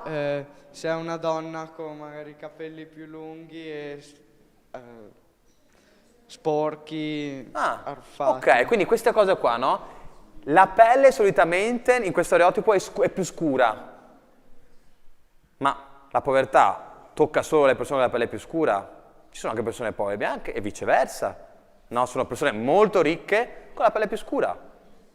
Cosa volevi dire? Dimmi. Magari anche i vestiti strappati. Vestiti strappati, no, proprio, no, lo stereotipo. Mentre ci sono persone che magari appunto, sfortunatamente, non sono abbienti, però ci tengono molto a vestiti curati, no? Magari non è il vestito costosissimo, però non vogliono andare via con il vestito strappato, per esempio. E secondo me cambia anche il contesto. Cioè? Allora, quando si richiede una persona ricca, magari te la presenta in una cattedra, magari in un palazzo o in una città con tanti palazzi. Invece, quando chiedi una persona povera, te la può presentare in delle baracche, in delle baraccopole. Ok. Qui sono tutti stereotipi, no? Sì. Giusto? Quindi il web è ricco di immagini stereotipate. Il genere, le questioni di genere sono stereotipate tantissimo. Gli uomini sono fatti in un modo, le donne sono fatte in un altro. I ruoli, appunto, se io guardo i ruoli, se scrivo ragazza o ragazzo online, in Google Immagini, dove volete, le cose che mi mostra sono diverse, appunto, l'infermiera che c'avevo prima, l'ingegnere che c'avevamo prima, tutte queste cose. Dopodiché, molte immagini che ci sono online sono immagini che sono a predominanza occidentali, quindi con certe caratteristiche. Questo perché? Perché molte delle immagini che troviamo online e di cui si è nutrita l'intelligenza artificiale, con cui abbiamo insegnato all'intelligenza artificiale a riconoscere una persona, sono immagini che vengono dagli Stati Uniti o dall'Europa, no? E quindi c'è quel tipo di immaginario, ok? Quindi vedete questo bias, quindi vuol dire che io ho imparato, cioè uno mi dice, Marco, io sono un alieno, arrivo, non vedo nessuno, mi mettete qua dentro e mi dite, adesso ti spiego come sono fatti gli esseri umani. E mi mostri solo ragazzi della vostra età. Supponiamo, no? Io arrivo, voi dite non diciamo niente alla prof, mettiamo l'alieno all'interno del teatro e gli spieghiamo delle cose. Io vi dico, inizio a imparare la vostra lingua e dico, come sono fatti gli umani? Vi guardo e dico, ma gli umani sono tutti piccolini, no? Senza barba, no? Perché per me, poi a un certo punto esco e vedo l'assessore e dico, oh, aiuto, questo non è un umano, giusto? Perché è più grande, ha meno capelli di voi, scusami, ha la barba, giusto? Allora, in base a quello che io imparo, a quello che mi hanno insegnato, io ho esperienza. Pensate appunto, le immagini che sono negli spazi digitali sono tutte immagini fatte così, no? E poi ci sono molte volte associazioni tipo, associazioni razzializzate si dice, no? Cioè, in base al colore della pelle, eccetera, quella persona fa cose diverse. Ripeto, stereotipo, non è la realtà dei fatti, è lo stereotipo online. E quindi questo ha nutrito l'intelligenza artificiale, quindi quelle immagini là non ci devono sorprendere, nel senso che le immagini prima che vi ho mostrato era chiaramente il risultato di un addestramento che di base parte con dei buchi, no? Con degli errori. Avete detto voi, ma se io educo male l'intelligenza artificiale, può dirmi cosa ho sbagliato? Certo. Se io dico che i gattini sono quelli che abbaiano, no? Lui mi dice, è un gatto. Se io vi avessi insegnato a scuola, se il vostro insegnante fa un esperimento sociale e per i 3 anni delle scuole medie, delle scuole secondarie di primo grado, vi dice, no, che le giraffe sono quelle con le orecchie grandi e con le zanne e con la proboscide, e voi non avete altri esempi di fronte a voi, voi vedete un elefante, quello che noi chiamiamo elefante, e dite, guarda che bella giraffa. Vi è chiaro questo funzionamento? È chiaro cosa vuol dire bias? Altra questione, l'ambiente. Allora, l'intelligenza artificiale ha a che fare con l'ambiente, secondo voi? In che modo?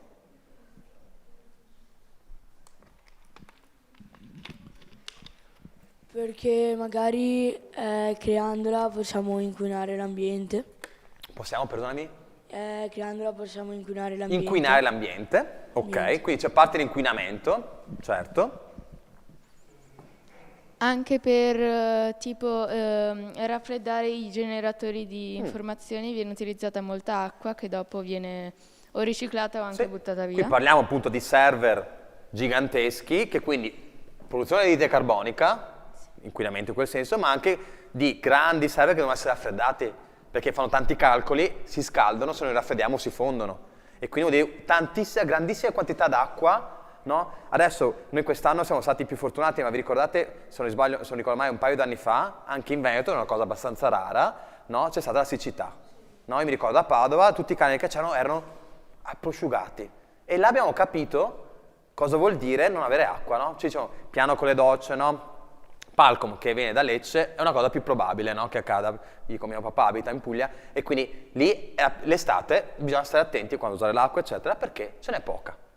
Quindi pensate, in un mondo come il nostro in cui ce n'è poca di acqua in generale, tanta acqua viene usata per raffreddare questi grandi server. Allora, qui usiamo tanto l'acqua, i minerali. Noi abbiamo i nostri smartphone, che voi avete nello zaino, che mi ha detto il vostro prof prima, qua dentro ci sono un sacco di tecnologie, giusto? Com'è? C'è anche l'acqua? Non so, in certi sistemi di raffreddamento, anche nei telefoni, c'è anche un po' di acqua. Ma in questi qui, questi no, nei sistemi più evoluti sì, quelli più grossi sì, ma qua ci sono tanti minerali che devono essere raccolti nelle mine, nelle cave, eccetera, eccetera, che non sono cose che si trovano dappertutto, non è la pietra che trovo nel giardino, no? E quindi anche lì inquinamento, anche lì potenziale sfruttamento di persone che devono lavorare, magari sottopagate. Qui ci sono tante cose dietro l'intelligenza artificiale. Che ci sfuggono in questa scatola nera, no? Se vedete, quando lo apro, cavolo, pensavo ci fosse una roba sola, c'è tantissima cosa qua dentro. Volevi dire qualcosa? C'era qualcuno che voleva dire qualcosa? No? Posto. Però, l'altra faccia della medaglia, l'intelligenza artificiale può anche aiutare l'ambiente. Cosa vuol dire? Vuol dire che, per esempio, ci sono sistemi di intelligenza artificiale che ci aiutano a regolare i consumi, nella casa, per esempio. No? Ci sono sistemi di intelligenza artificiale che aiutano a regolare l'acqua, per esempio, nei campi. Quindi vedete, c'è tutto e il controllo di tutto. Questo è un po' no? È anche un motivo, un po' per iniziare a rispondere alla sua compagna, un motivo perché lo utilizziamo tanto anche questa cosa qua. Mi rimangono 5 minuti, quindi volevo dirvi 2 cosine sugli ultimi 2 aspetti. E dopo appunto riapriamo le domande, eccetera, eccetera. L'amore, le relazioni. Ci abbiamo detto un po' come l'intelligenza artificiale governa la nostra vita sotto tanti aspetti, cose positive, cose negative, come funziona, no? Addestrate, eccetera. Domando a voi, l'intelligenza artificiale può avere a che fare con l'amore, con le relazioni? Sì, in che modo? Adesso vanno anche molto di moda gli incontri online, che secondo me non sono tanto belli, onestamente. Aspetta, l'intelligenza artificiale cosa c'entra con l'incontro online? Spiegami meglio. Cioè, inserisci dei dati dove metti il tuo tipo ideale e trovando delle informazioni negli altri account connessi ti dà delle opzioni, si può dire che accetti o Ti aiuta a scegliere in pratica, no? Ok. Dopo può anche l'intelligenza artificiale può darti consigli giusti o sbagliati per una buona relazione che secondo lui può essere. Per esempio, non so, mi vergogno a parlare con qualcuno, come faccio a chiedere a questa persona, a fare capire a questa persona che mi piace? Per esempio, l'intelligenza artificiale può darti dei consigli, così come può darti dei consigli su come, no, sto litigando spesso con la mia ragazza, per esempio, cosa posso fare? Ti risponde se lo chiedi, giusto? Ok. E può anche inviare messaggi al posto tuo. Può inviare messaggio al posto tuo, no? Posso dire io sono stanco, basta. Ti metto i messaggi, dimmi tu, no? Cosa rispondere. Qui. No, stai solo leggendo il microfono. Scusami. Ok. Allora, ci sono tante cose da dire qui, provo a condensarle un pochino in questi 2-3 minuti che mi mancano. Allora, abbiamo 2 aspetti che riguardano l'amore, eccetera. Vabbè, un video che non vi mostro perché abbiamo poco tempo, ma vi vorrei però invece mostrare questo frame, ok, quello dopo, eccolo qua. Black Mirror, vi dice niente? Una serie TV che c'è su Netflix che parla di un futuro, si dice distopico, cioè utopico è quello che vorremmo, no? Distopico è un futuro molto negativo, ok? E in una puntata di Black Mirror c'è questa puntata in cui questa ragazza perde il compagno, che muore, e cosa succede? C'è un'azienda che propone una intelligenza artificiale che se tu la istruisci, gli dai tutti i contenuti, le email, i messaggi, reinterpreta, no, vi ricordate prima il digital twin? Reinterpreta il tuo. Questa cosa, Black Mirror, film, ma in realtà sono cose che si possono fare, esistono. Ci sono persone che magari hanno perso una persona cara, o aziende che provano a venderti questa cosa, no? Hai perso una persona cara, te lo faccio vivere ancora un po' perché io ti faccio parlare con un soggetto, ovviamente non in carne e ossa, che però ti risponde, no, pensate di parlare con ChatGPT che vi risponde, io do a ChatGPT tutte le cose di mia mamma, di mia zia, di chi volete, e quindi parlo con ChatGPT come parlare con i miei parenti, no? Perché è istruito in quel modo, ok? Allora, ci sono, appunto, dicevo prima, un po' di cose, l'avete già detto qualcuno a voi. La prima cosa, no? Le parti affettive possono essere sostituite da queste tecnologie, però una cosa vi domando, abbiamo detto che l'intelligenza artificiale funziona con delle statistiche, giusto? Ci dice le cose più probabili da fare. E questo è il modo in cui funzioniamo anche noi. Insomma, non funzioniamo tanto per numeri, no? È molto diverso. Quindi noi in realtà ci sembra di relazionarci, di dialogare con una persona che parla, perché le cose che ci dice sembrano quelle, ma in realtà sono dei calcoli sulle cose più probabili da dire. Tant'è che l'intelligenza artificiale, quando voi parlate con l'intelligenza artificiale, è molto carina, o sbaglio? È sempre accogliente. Dice le cose perché? Perché sono le cose più probabili e che servono di più. Addirittura hanno creato dei prompt per dire ChatGPT sii meno carino, sii un pochino più cattivo. Però ChatGPT cambia un po' il tono, no? Però è come se io spostassi la levetta, no? Con le persone è un bel po' diverso. Quindi c'è questo aspetto. c'è l'aspetto di ChatGPT, o scusate, dell'intelligenza artificiale, che ci aiuta a trovare qualcuno, no? L'idea che gli do delle informazioni, allora la vuoi così, così, così, così, questa è la persona che fa per te. Insomma, sapete anche qua che è un po' più complicata la cosa. Io posso dire la vorrei fatta così, così, così, questa persona che mi ascolta, poi magari trovo esattamente quella persona e non mi piace tanto. Magari? Anche, esatto, poi magari costruisco il profilo in modo, no, qui non è detto che, ok. Può anche essere pericoloso, ok. Vi faccio vedere una cosina, ecco, questo è un software che si chiama Replica, che crea un companion, cioè un compagno, un amico, una ragazza, quello che volete, no? E come stiamo con l'inglese qua dentro? Ci sta? Cosa vuol dire I companion who cares? Guarda cosa c'è, proviamo a leggere cosa c'è scritto sotto. No? Il compagno che... No, who cares, che ci tiene. Che ci tiene. E sotto c'è scritto, ti ascolta sempre e ti parla, sempre dalla tua parte, vedi, poi arriva. Che descrizione di persona vi dà? Sempre presente, no? È un po' l'idea che a volte abbiamo, no? Un amico, un familiare, una persona che c'è sempre, che ci dà un supporto, no? Che è sempre dalla tua parte, anche se fai cose sbagliate, non ti tradisce mai. È un po' l'idea dell'amicizia questa, giusto? Non ti giudica. Non ti giudica mai, no? Ecco, ma parliamo seriamente. Questa cosa nel mondo reale esiste davvero? C'è uno che c'è sempre, ci può essere sempre, cioè sì, un vero amico c'è, no? Però magari in certi momenti non può esserci perché via. Non sarebbe un'amicizia, sarebbe più...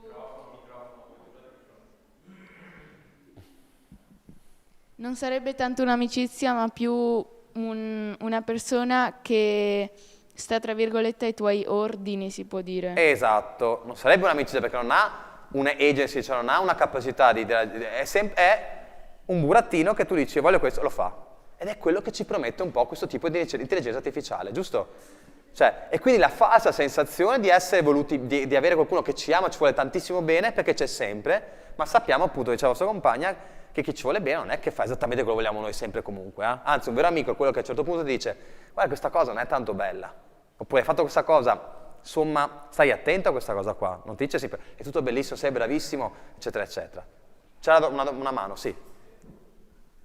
L'intelligenza artificiale può riconoscere un'immagine che ha creato l'intelligenza artificiale? Magari ChatGPT con Copilot?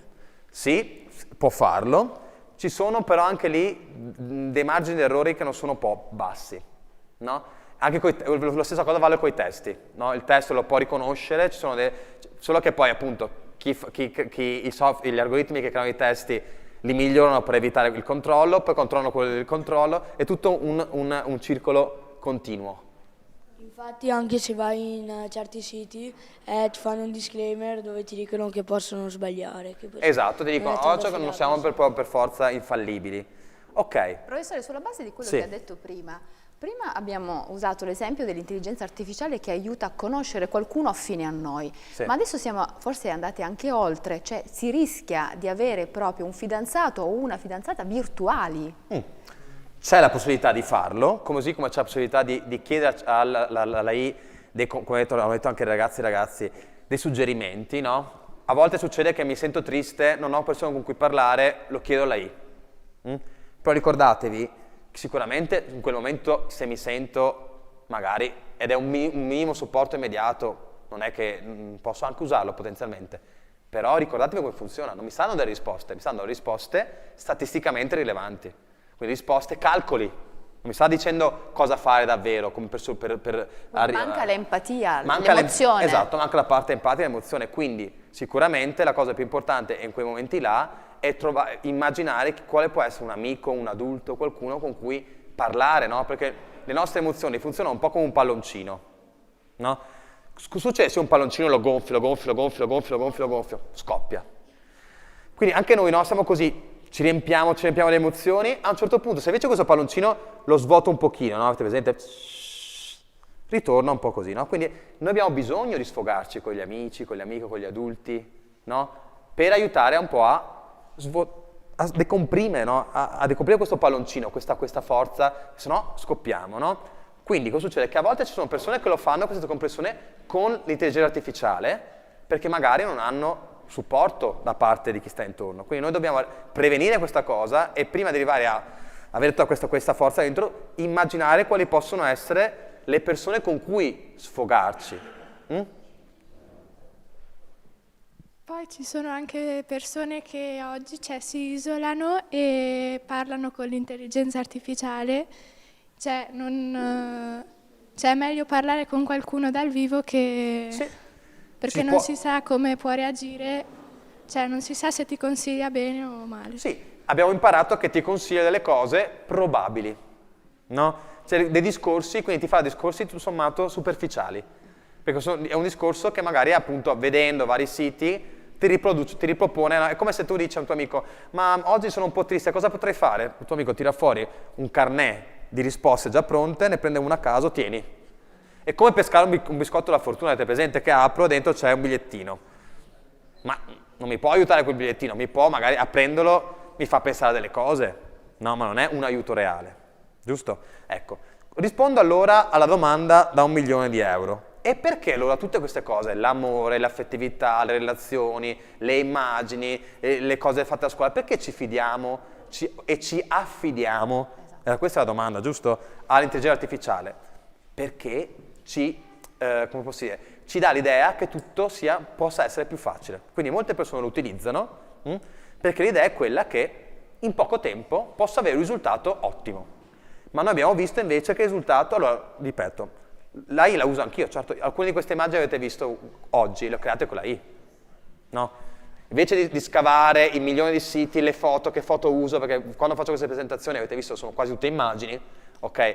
Queste immagini ci metto 200 ore a trovarle, se invece dico la I, creami un'immagine, come una delle prime immagini con un ragazzo e una ragazza che pensavano che cos'è la I, no? L'ho fatta con la I quella cosa là, perché cerco un'immagine, trovo solo l'immagine di un ragazzo, no, quella di una ragazza, no, la nuvoletta non è come voglio io, invece dico a ChatGPT, fammela così, e l'ha fatta. Mi aiuta, mi semplifica. A volte anche con i testi, scrivo delle cose per lavoro, io scrivo molto, le scrivo, leggo, eccetera, no? A volte chiedo all'intelligenza artificiale, rileggimi questo testo in inglese, l'ho scritto bene, corretto questa parola qui, no? Mi aiuta, può essere un supporto? Assolutamente sì, no? Ma se invece lo faccio in modo acritico e dico, scrivimi tu questo articolo, cosa può scrivermi? Mi scrive una cosa molto superficiale, banale, che tanto valeva non farla.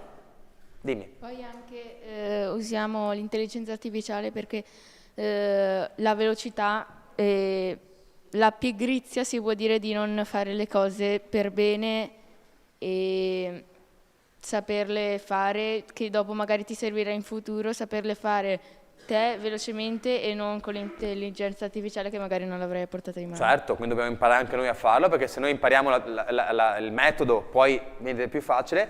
Posso dire una cosa prima della tua domanda? Posso? E poi l'altra cosa che la vostra compagna ha sollevato è la questione tempo.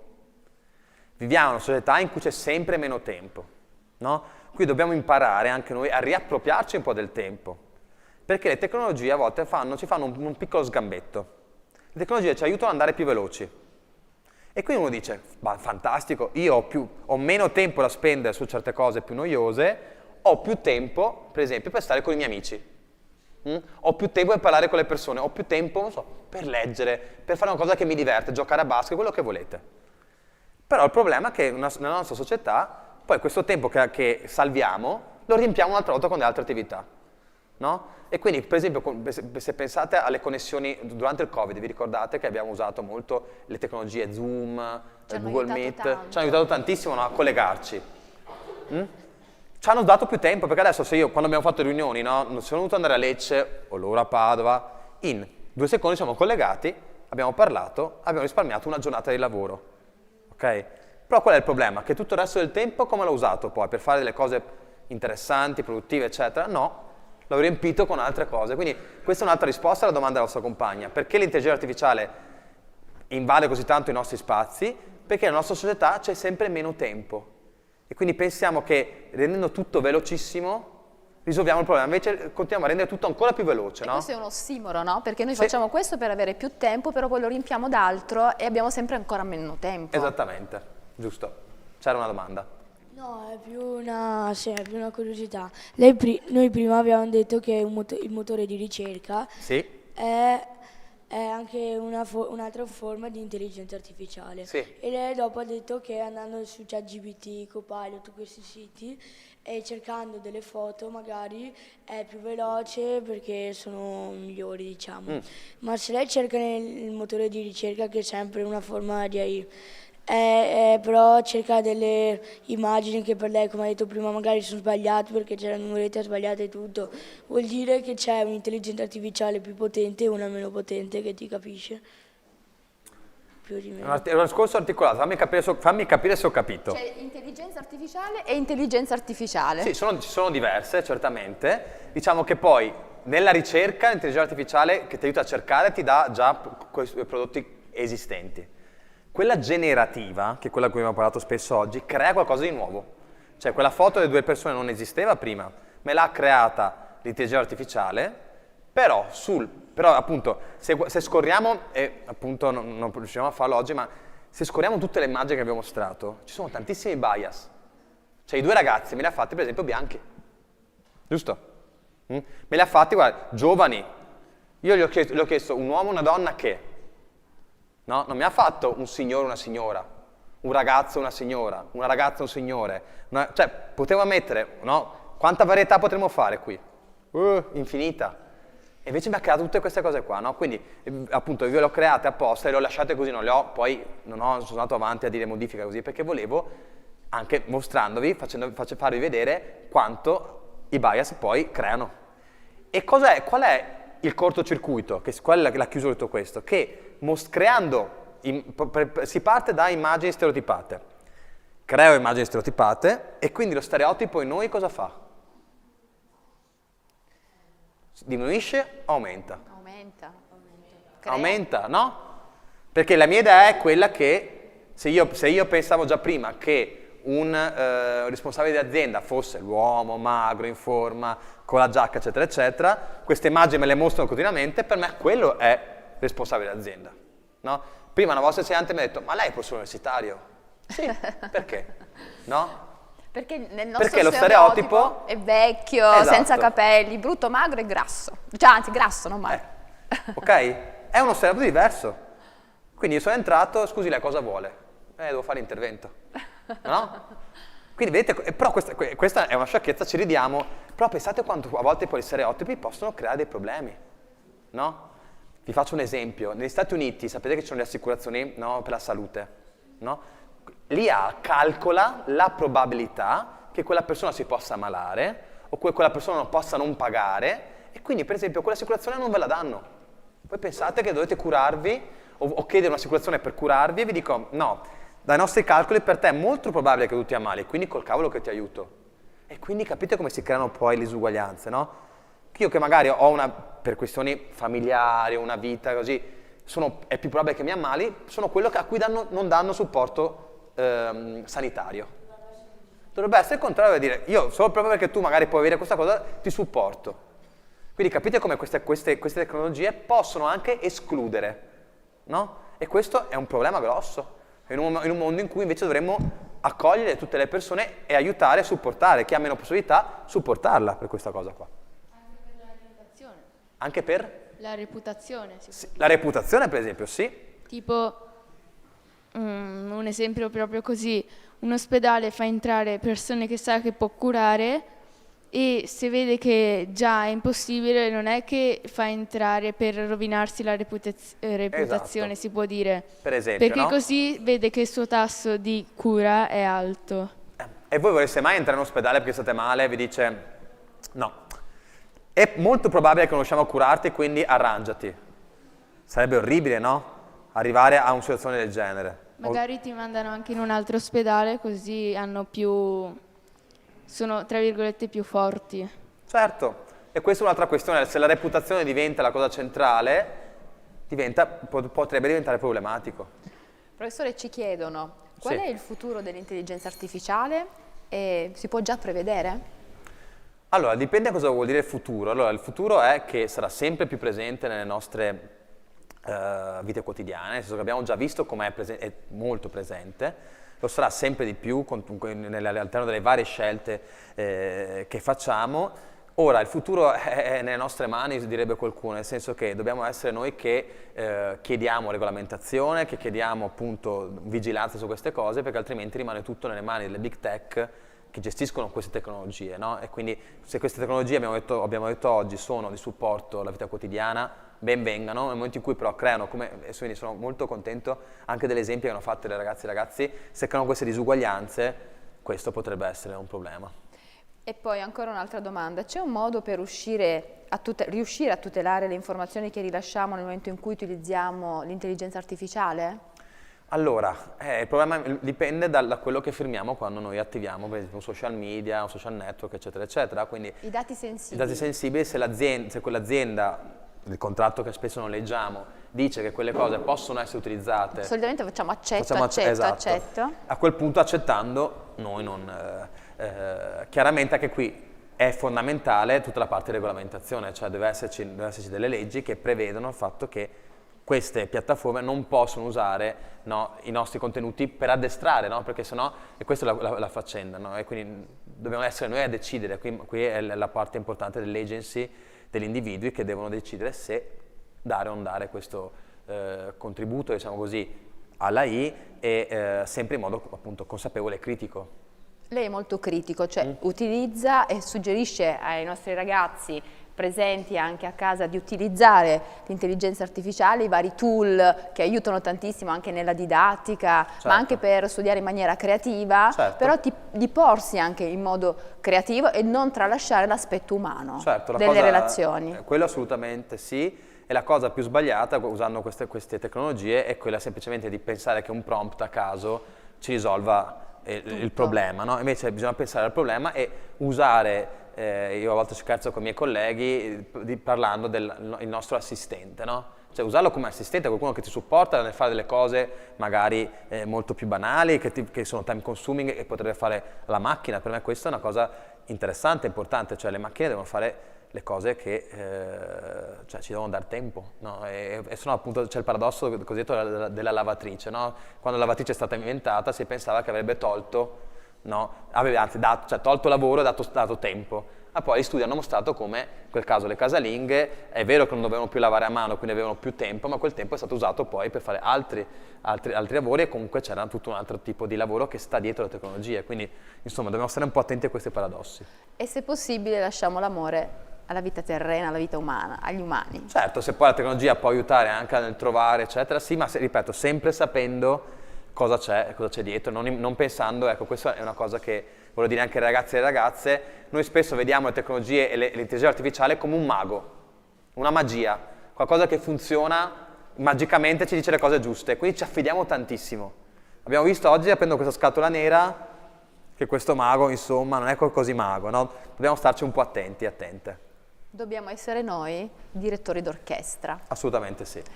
Altre domande, ragazzi? Ho risposto alle due domande che avevate, una sicuramente sì, l'altra anche? Che poi non dica, Marco non mi ha risposto alle domande, dimmi. L'intelligenza artificiale potrà sostituire quasi totalmente alcuni lavori umani? Bellissima domanda anche questa, quindi veramente sono super contento delle domande che state facendo oggi. Allora, sostituire in toto dipende dai lavori, alcuni lavori sono già sostituiti dall'intelligenza artificiale, altri lo potrà succedere, non per tutti i lavori. Diciamo così che come sempre quando le tecnologie sono entrate hanno sempre dato una scossa un po' al mondo del lavoro, no? Ecco, creando poi nuovi lavori. Cioè banalmente ci vanno più programmatori, per esempio, o banalmente appunto è vero per esempio chi lavora nel mondo della grafica è molto spaventato da questa intelligenza artificiale perché molte persone non stanno più lavorando, perché con pochi prompt, io per esempio che sono incapace di disegnare qualsiasi cosa, posso creare un'immagine che posso usare in un evento come questo. E potrebbe anche cantare, professore? Io ho con l'intelligenza artificiale? Ah certo, pensavo volesse che cantassi davanti a tutti, ho detto, no, potrebbe anche cantare perché... Certo. possiamo fare anche cose impensabili, Certo. impossibili nella realtà. Certo, quindi anche i produttori di musica, per esempio, sono attenti a questa cosa, però se vedete c'è già chi li sta usando per creare cose nuove, quindi quando c'è la creatività umana, le tecnologie possono dare qualcosa. Secondo lei è possibile che in un futuro diventerà così tanto potente che diventerà autonoma e andrà contro di noi? E andrà? Contro di noi. Ok, ci hanno fatto dei film su questo, Terminator e altre cose, perché è un po' un pensiero, no? Cioè, perché tu dici, se io ti rendo autonomo, chi dice che a un certo punto tu non diventi talmente autonomo e ti arrabbi e dici, sai che c'è umano, non ho più bisogno di te? Allora, chiaramente qua la vigilanza è importante, no? Stare attenti, vigilare, non pensare che siano semplicemente spazi dove butto dei contenuti e non succede niente, o pensare che ci sono alcune aziende, no, che possono creare delle armi, per esempio, ci sono già delle armi che all'interno hanno intelligenza artificiale, bisogna stare all'occhio, no? Quindi in un futuro distopico, dicevo prima, non un futuro, potrebbe capitare che, cioè non è una cosa inverosimile, ma chiaro che possiamo prevenire, non dobbiamo avere paura, punto e vado, possiamo prevenire facendo cosa? Chiedendo delle regole. Noi siamo cittadini, non siamo, no, persone inermi, siamo cittadini che devono chiedere delle regole. Quindi, professore, dall'alto del suo sapere, cosa si sente di suggerire ai nostri ragazzi? Allora, come, diciamo così, una cosa che direi per tutte le questioni che riguardano le tecnologie, ma non solo, guardate sempre dentro la scatola nera. Fatevi domande, no, per capire cosa c'è là dentro, come funzionano queste cose, no? Perché sapere come funziona, essere consapevole del funzionamento, mi aiuta anche a utilizzarle a mio vantaggio. Dicevo prima, ci sono i rischi, ci sono le opportunità. Quello che devo fare è usare queste cose affinché mi diano delle opportunità, no? Quindi queste tecnologie possono livellare le disuguaglianze, possono aiutarci a ridurre le disuguaglianze, magari con quei calcoli famosi, aiutare a capire chi posso aiutare di più. Fantastico. Questa cosa invece mi crea lo scalino più alto? Allora io come persona critica, come cittadino, come persona che vuole stare in una società dove tutti vivono insieme bene, alzo la mano e dico questa cosa a me non va bene, no? E noi abbiamo un forte potere come consumatori, noi consumiamo questi prodotti, se noi iniziamo a non consumarli, chi li produce si ferma un attimo, perché ricordiamoci che è tutto basato sull'incremento economico di queste aziende, non lo fanno per volontà di supporto, no? Lo fanno per guadagnare soldi. E noi come consumatori dobbiamo essere consumatori critici. Come lo facciamo col cibo, per esempio, possiamo fare con le tecnologie. Si può diventare dipendenti da... Dipendenti? Sì. Allora, qua ci vorrebbero altre 2 ore di incontro. Provo a farla super riassunta. Allora, tutto può creare dipendenza nel momento in cui io non ho come diciamo, competenze sociali e tecniche per capire come funziona.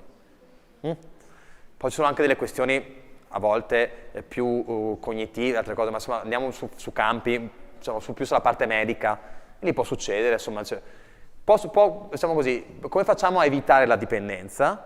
Capendo come funziona. Se io mi sento molto triste e ChatGPT è l'unico modo, o Gemini, quello che volete, è l'unico modo che ho per parlare, per sfogarmi, devo un po' pensare davvero a cosa c'è là dietro. Ricordate prima i calcoli e i numeri, quindi non mi sta dicendo praticamente niente quella piattaforma. Devo trovare la forza anche di chiedere supporto, per esempio, no?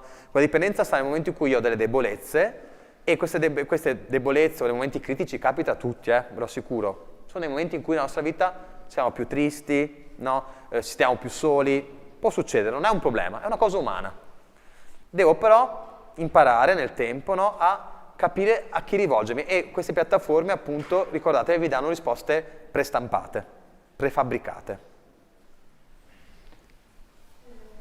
Lei ci ha risposto a, si può dire, anche tutte le domande, ma queste risposte da dove le ha tirate fuori? Cioè, come sapeva che dentro la scatola nera c'erano queste informazioni e sapeva che c'era una scatola nera? Ho chiesto le AI? Sto scherzando, sto scherzando.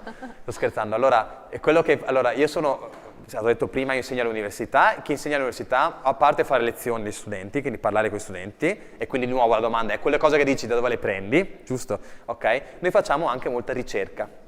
Chi lavora all'università di base è un ricercatore o una ricercatrice, cioè persone che fanno 2 cose per imparare: studiano nei libri che qualcun altro ha scritto, o che neanche noi scriviamo, no? Anche io scrivo dei libri, il mio collega li legge, eccetera, e poi facciamo un lavoro empirico, cioè un lavoro di raccolta dei dati.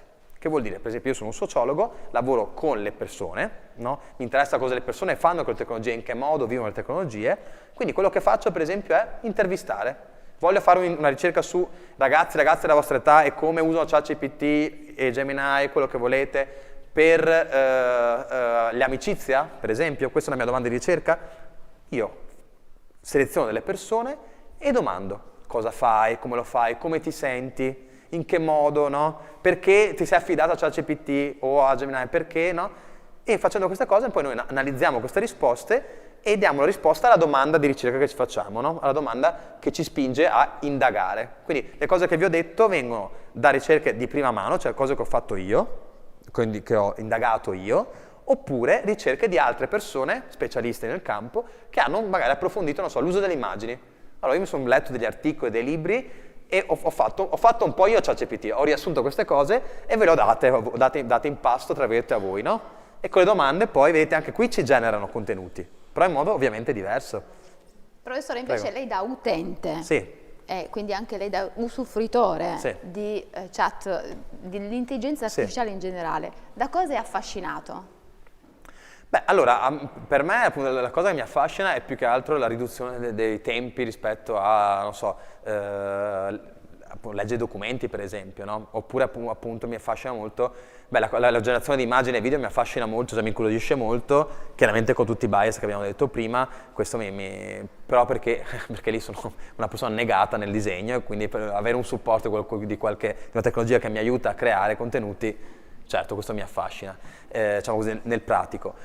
Dopodiché, diciamo, dal punto di vista invece di studioso, mi affascina molto il rapporto che le persone hanno, sempre quelli più intimi, e questo ovviamente mi occupo di intimità e media digitale, quindi è un po' il mio tema di ricerca.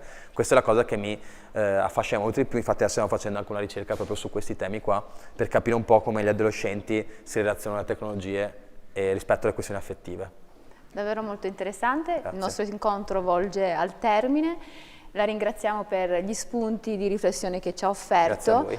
Utilizzeremo d'ora in poi l'intelligenza artificiale con maggior spirito critico. La parola chiave che a me è rimasta impressa e che mi ha anche tanto emozionato è tutto e il contrario di tutto. Potremmo veramente racchiudere questo incontro con queste due parole essenziali che raccolgono i vari contenuti che abbiamo offerto al nostro pubblico in sala e al pubblico presente che ci segue attraverso i canali social e attraverso il canale YouTube. A questo punto vorrei fare un piccolo promemoria per ricordarvi che questo è il primo incontro della prima giornata di Educhiamoci. Nel pomeriggio alle 17:30 saremo collegati con Zoom con il professor Graziano Cecchinato e questo sarà un appuntamento dedicato ai formatori. Pertanto vedremo come l'intelligenza artificiale possa essere veramente un valido strumento per aiutare docenti nella didattica, per elaborare programmi, per elaborare unità didattiche, materiali, per rendere l'insegnamento ancora più efficace e più coinvolgente. E poi alle 20:30 avremo il collegamento, anzi sarà presente qui con noi in presenza, in diretta, la professoressa Giovanna Mascheroni e con lei parleremo di intelligenza artificiale, di algoritmi ovviamente, ma dei diritti dell'infanzia e leggeremo insieme alcune pagine del suo libro. Questo incontro è stato molto interessante, è vero ragazzi? Fatemelo sentire con un applauso.